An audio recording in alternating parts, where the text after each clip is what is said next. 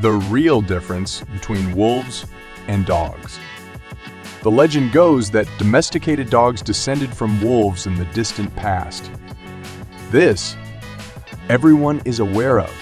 The next day, they were ravenous prey looking over the meat at our rudimentary campfires, and before you knew it, we had pugs and poodles dozing on the sofa.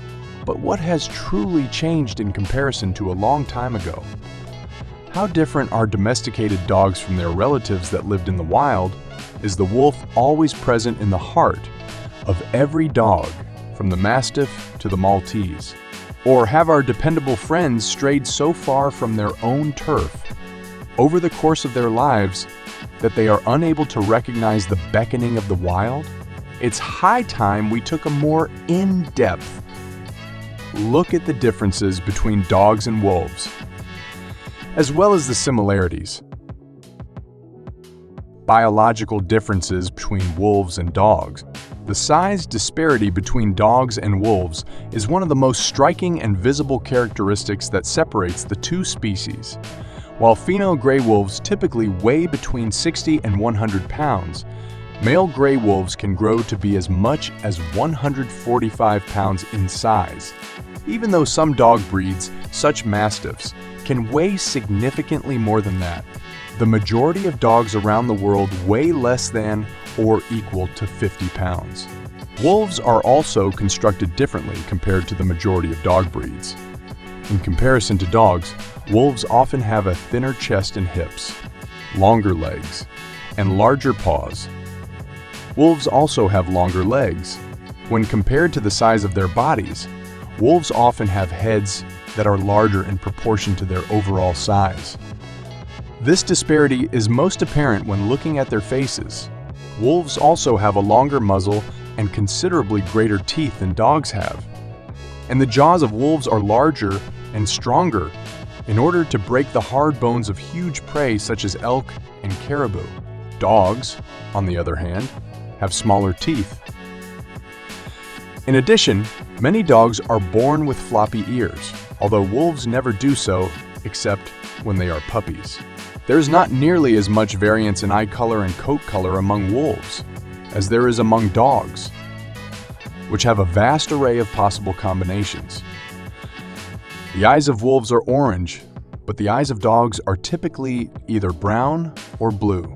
In addition, wolves are often a single solid color, such as gray, brown, black, white, or tan. But dogs can have any variety of colors, patterns, and coat types. Wolves can be found in North America and Eurasia. In conclusion, there are a few minor characteristics that distinguish the physical build of wolves from that of dogs. Because wolves' middle toes on their front feet are significantly larger than those of other canids, their paw prints can be easily identified. In addition, wolves have a precaudal gland at the base of their tail, which is used to secrete pheromones that brand other wolves as members of their pack. Dogs, on the other hand, do not typically have this gland. Scientists believe that dogs have evolved extra muscles in their face that allow them the ability to move their eyebrows, just so that they may produce facial expressions that we humans are better able to understand. This is an interesting theory, but it does raise an interesting question. The process by which wolves and dogs have their offspring is yet another significant biological difference between the two species. The female gray wolf only goes through one heat cycle every year, and it occurs at a very specific time of year for a very good reason. They have to give birth in the spring in order for their pups to have enough time to mature and grow before the onset of winter. In contrast, sterilized female dogs go into heat twice a year, regardless of the time of year. This can lead to unwanted pregnancy. A female dog is able to become pregnant as early as 6 to 9 months of age, though it is not recommended, whereas a female wolf does not become sexually mature until she is 2 years old. And actually, she probably won't reproduce for another couple of years. Dogs also reach sexual maturity much faster than wolves do. It is easy to understand why our ancestors would have bred dogs to be distinct from wolves in this particular way. Because we are able to keep our dogs warm and make sure they have enough food even throughout the colder months, there is no reason for them to exclusively give birth during the springtime. We also wanted our dogs to be able to have litters more quickly and frequently so that we can have an endless supply of fresh puppies to be our pals, hunting partners, watchdogs, and companions. Different types of intelligence. People frequently debate whether species of canine is more intelligent, dogs or wolves.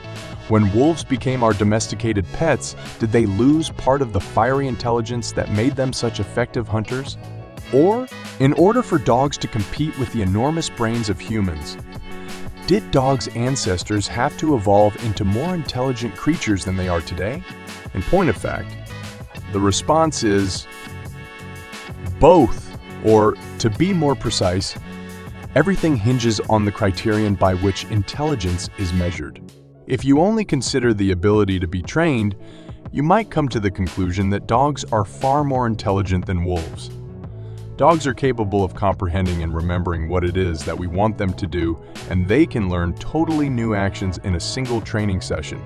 Even though wolves may be taught habits, their keepers in zoos and sanctuaries have found that they are significantly more likely than dogs to become dissatisfied with the training process and give up on it altogether. It's possible that a wolf won't comprehend what you want him to accomplish.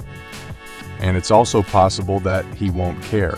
When he is fully capable of finding food on his own, it is not worth his time to interpret our incomprehensible human directives in exchange for a piece of flesh because he is perfectly capable of obtaining food on his own.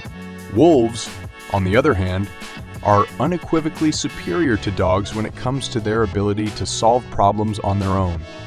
For instance, wolf puppies and dog puppies are both able to figure out how to solve a puzzle toy in order to get at the delicious prize that is hidden inside. However, on average, wolf puppies are able to solve the issue considerably earlier in life than can be said for dogs.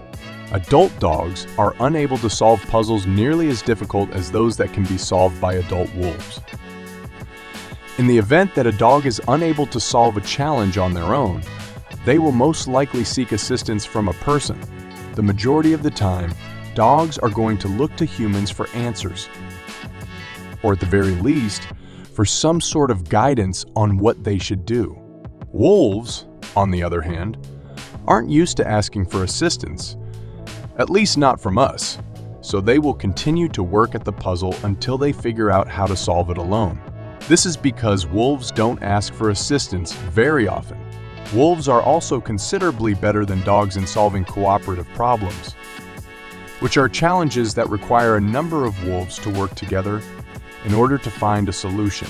When you stop and think about it, this makes perfect sense because wolves have to hunt as a group in order to be alive, whereas dogs typically hunt or work alongside their human masters for the sake of one investigation. For instance, behavioral scientists devised a conundrum in the form of a puzzle in which two distinct ropes needed to be pulled simultaneously in order to gain access to a food reward. The wolves swiftly came to the correct conclusion. Who are those? The answer is no. The dogs who participated in the study continued to be perplexed even after a person instructed them to pull on the ropes. After they had figured out how the puzzle worked, the wolves were so perceptive that they realized it would be meaningless for them to attempt to solve it on their own if they were permitted to enter the room where the puzzle was located on their own. The solitary wolf would remain still and patiently wait for another wolf to come and offer assistance. In the end, it's difficult to say whether wolves or dogs are smarter. Nonetheless, it's certain that both are dexterous canines. The urge for prey and the instinct to hunt. Dogs, in contrast to wolves, are not truly equipped to hunt, which is one of the major behavioral differences between the two species. There are a lot of dogs out there with a healthy dose of prey drive, which is a fancy phrase for the reason your dog chases after things like squirrels. But very few dogs have the ability to hunt like wolves. In point of fact, What we humans have done with dogs is taken the natural hunting behaviors of wild wolves and altered them to serve our goals. This is what we mean when we say that dogs are natural hunting companions. The manner that wild wolves move to exert their dominance over their prey and isolate their quarry from the rest of the herd is where many dog breeds receive their herding instincts. Scent hounds rely on the wolf's ability to track down wounded prey, while sight hounds rely on the wolf's ability to notice fast motions and their urge to chase fleeing game. Both types of hounds are used to hunt.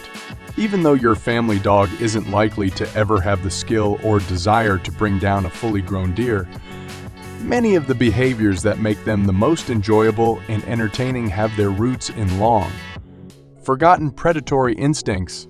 In the end, both wolves and dogs are, in their own unique ways, examples of perfection.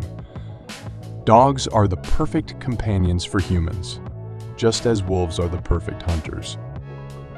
In every sense of the word, humans and dogs are meant to be together.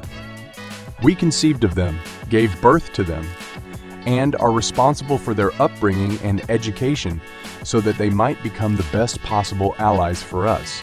Most importantly, we adore our closest friends, and they do the same for us.